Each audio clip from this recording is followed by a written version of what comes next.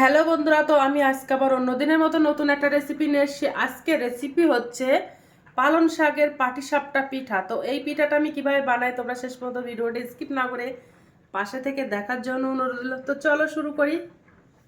তো এবার আমি পাটিসাপটা পিঠার জন্য একটা ব্যাটার বানিয়ে নেব। তো প্রথমে দেখো আমি একটা গামলা বাটি নিয়ে নিয়েছি, ওর মধ্যে এবার আমি একটা ডিম ফেটিয়ে দেব।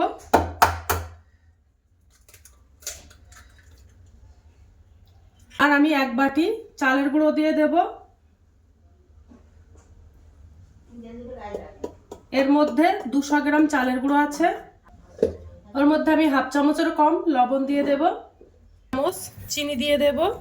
আর এই চিনিটা দিলে খেতে খুব ভালো লাগে পিঠাটা, তার জন্য দিয়ে দিলাম।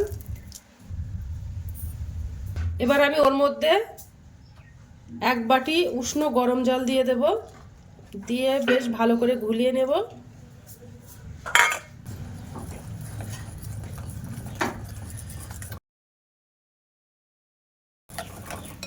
ভালো করে মিশিয়ে নেব।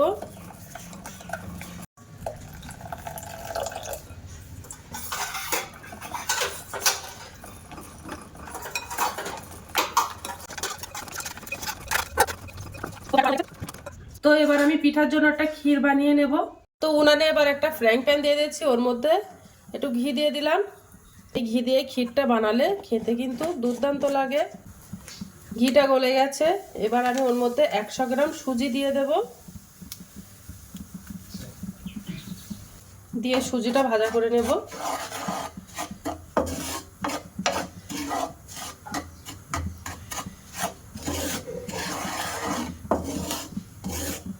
সুজিটা হালকা লাল লাল করে ভাজা করে নেব।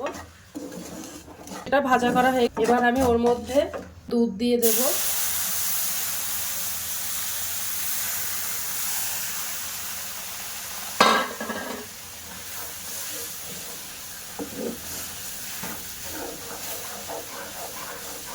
ভালো করে রান্না করে নেব সুজিটা। একটু খেজুরের গুড় দিয়ে দেব।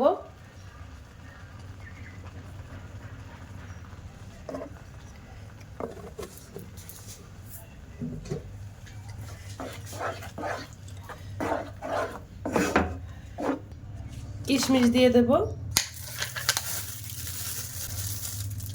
একটু নারকেল কোড়া দিয়ে দেব।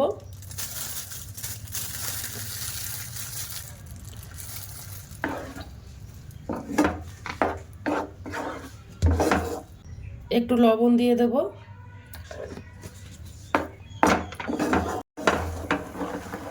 খেজুরের গুড় দিলে পিঠাটা ভালো লাগে, তাদের দিলাম। তো ক্ষীরটা বানানো হয়ে গেছে, এবার আমি গ্যাসটা অফ করে একেবারে ক্ষীরটা দেখো খুব জমেই নেয়নি, এটা ঠান্ডা হয়ে গেলে আরো জমে যাবে। তো ক্ষীরটা বানানো হয়ে গেছে, এবার আমি পিঠাগুলো বানিয়ে নেব। এবার এই ব্যাটারটা আমি দুটো ভাগে ভাগ করে নেব। ব্যাটারটা আমি 2 থেকে 3 চামচ তুলে রাখবো।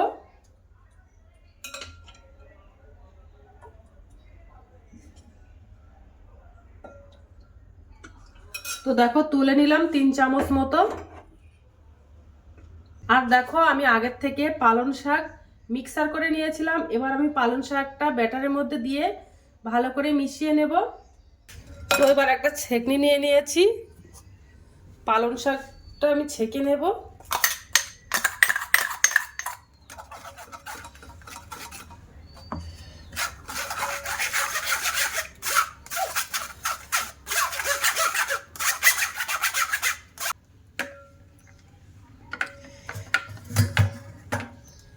এবার ব্যাটারটা ভালো করে মিশিয়ে নেব।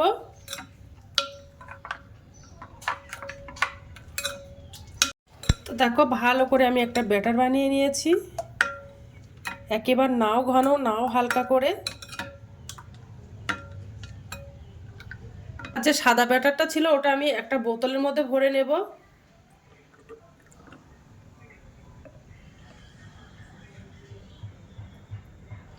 এবার আমি উনানে একটা ফ্রাইং প্যান দিয়ে দিয়েছি,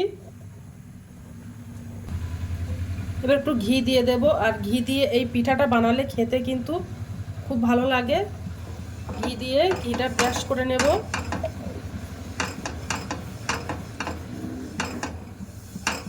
বোতলে যে সাদা ব্যাটারটা নিয়েছিলাম ওটা এবার আমি ফোঁটা ফোঁটা করে সব দিকে দিয়ে দেব ফ্রাইং প্যানে।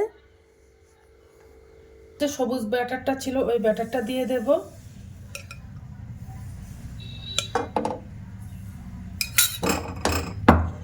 দিয়ে সব সাইডে ঘুরিয়ে দেব।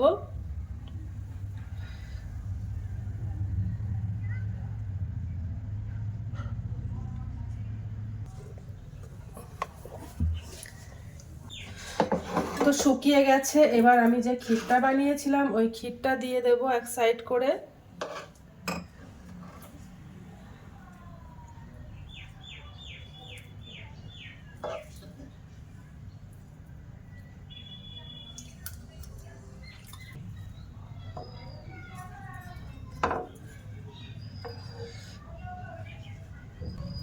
তো এইভাবে ঘুরিয়ে ঘুরিয়ে নেব।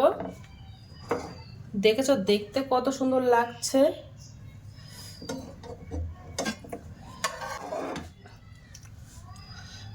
তো বাদ বাকি পিঠাগুলো সব আমি এইভাবে বানিয়ে নেব, তারপরে তোমাদেরকে দেখাবো যে কেমন হয়েছে।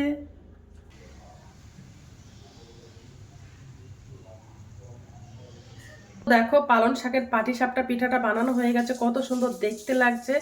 এই পিঠাটা দেখতে যেমন সুন্দর, খেতেও কিন্তু দুর্দান্ত পিঠাটা। তো আজকের দিনের মতো ভিডিওটা এখানে শেষ করছি, আগামী দিন আবার একটা নতুন ভিডিও নিয়ে চলে আসবো। তো টাটা বাই বাই, সবাই ভালো থাকবে, সুস্থ থাকবে।